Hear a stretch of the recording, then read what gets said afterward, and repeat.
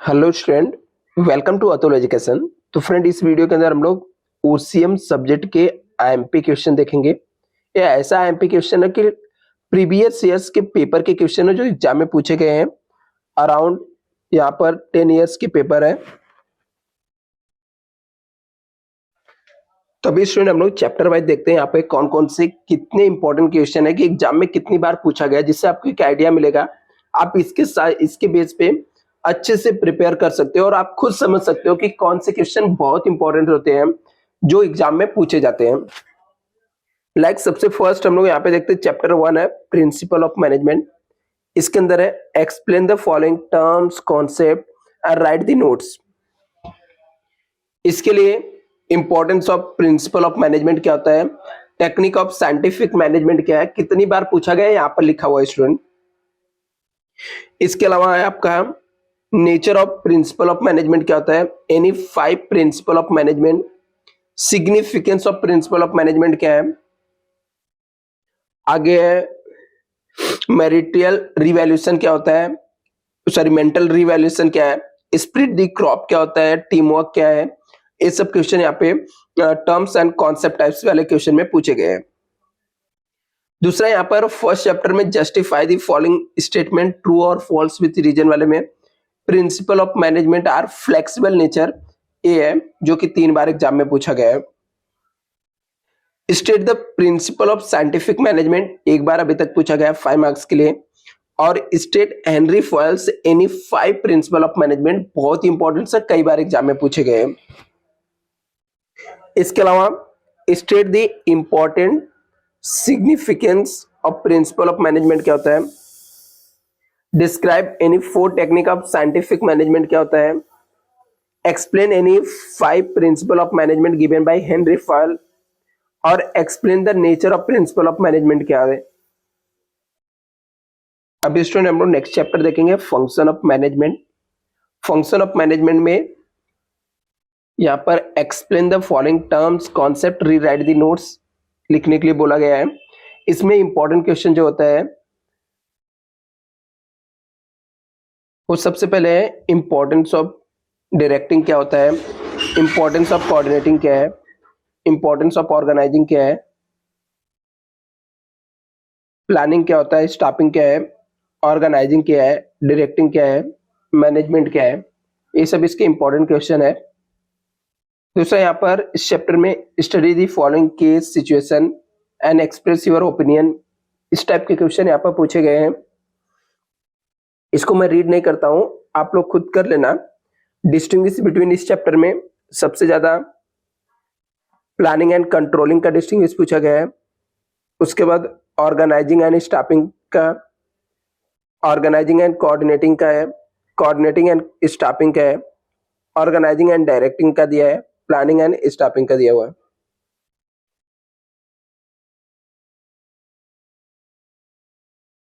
Next distinguish है staffing and controlling है, planning and organising है, स्टाफिंग एंड डायरेक्टिंग है।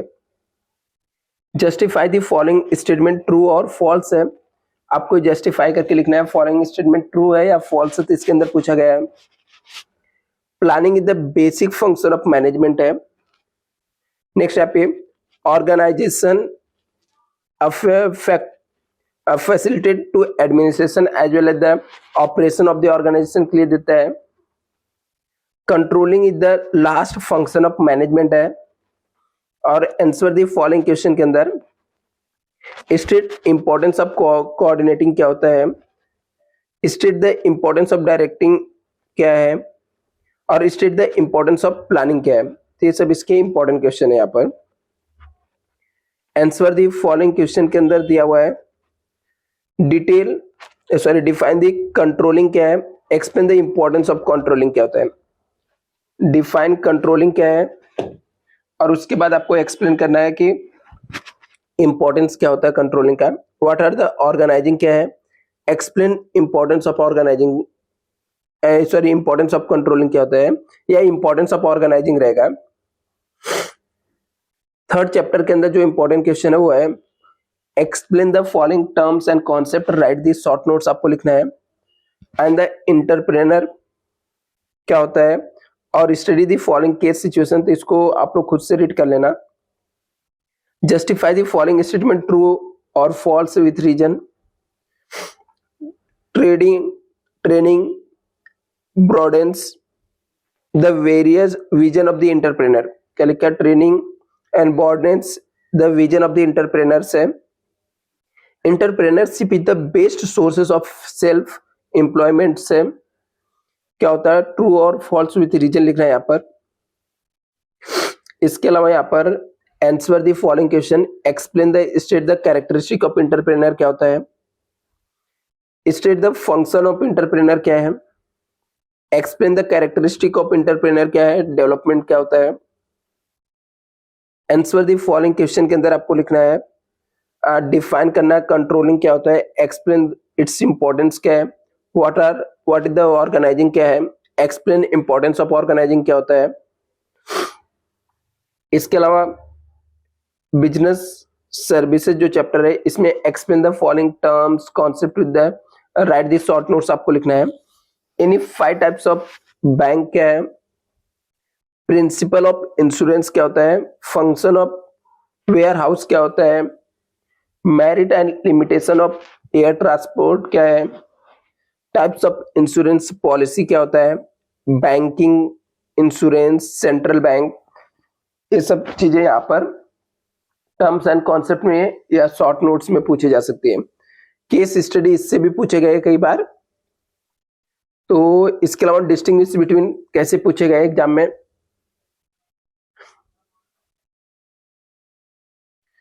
Road transport and rail transport क्या होता है, road transport and air transport क्या है, road transport and water transport क्या होता है, water transport and air transport क्या होता है, life insurance and fire insurance क्या होता है, fire insurance and marine insurance क्या होता है, current account and fix deposit account क्या होता है, saving bank and fix deposit accounts क्या है, सेविंग अकाउंट करंट अकाउंट्स के बीच में डिफरेंस क्या होता है, कॉमर्शियल बैंक और सेंट्रल बैंक के बीच में क्या डिफरेंस है।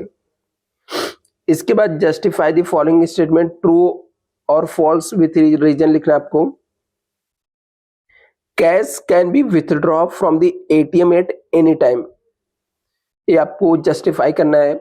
इसके अलावा principle of subrogation is applicable to all the contract of the indemnity, क्या दिया, principle of subrogation is applicable to all the contract of indemnity होता है।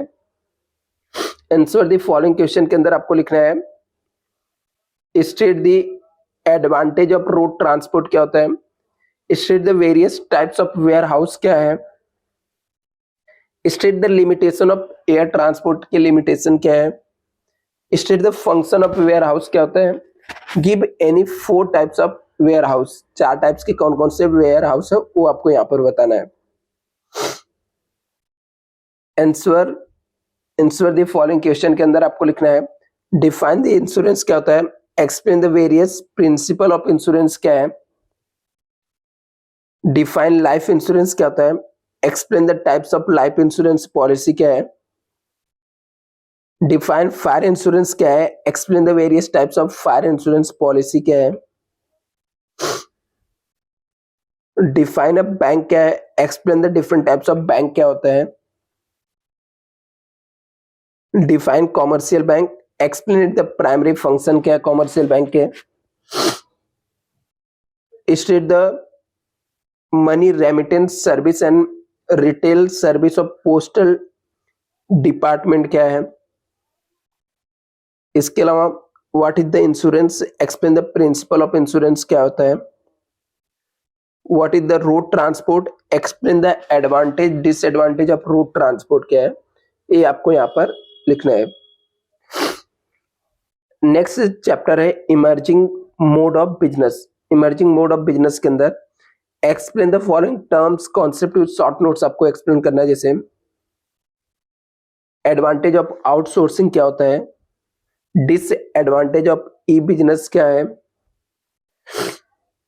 इसके अलावा ई बिजनेस क्या होता है, आउटसोर्सिंग क्या होता है, एडवांटेज ऑफ ई बिजनेस क्या है, मेरिट्स ऑफ क्या ई बिजनेस क्या होता है, social responsibility of business organisation toward the government, government के लिए सोशल रिस्पॉन्सिबिलिटी क्या है बिजनेस ऑर्गेनाइजेशन के लिए, ये सब इसकी इंपॉर्टेंस है यहाँ पर।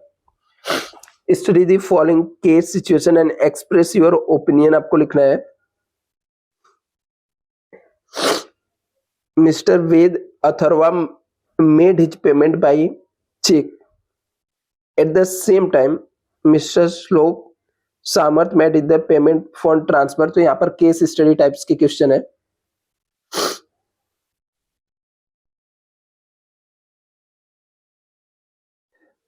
डिस्टिंग्विश बिटवीन लिखना है आपको E business and traditional business के बारे में, ई कॉमर्स और ई बिजनेस में क्या डिफरेंस है। Justify the following statement true और false with reason. E business allow you to work across the global in any kinds, किसी भी तरीके से।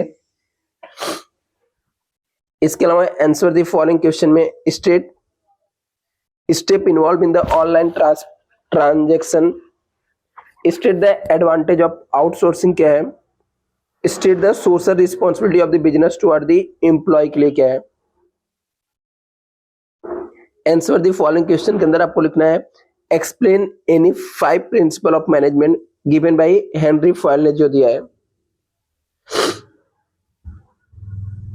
सोशल रिस्पॉन्सिबिलिटी ऑफ बिजनेस क्या होता है। Social responsibility of business chapter के अंदर जो इंपॉर्टेंट क्वेश्चन है वो है यहाँ पर explain the following terms concept write the state. तो यहाँ पर social responsibility of the business organisation toward the consumer क्या होता है। Responsibility of the business organisation toward the government क्या है।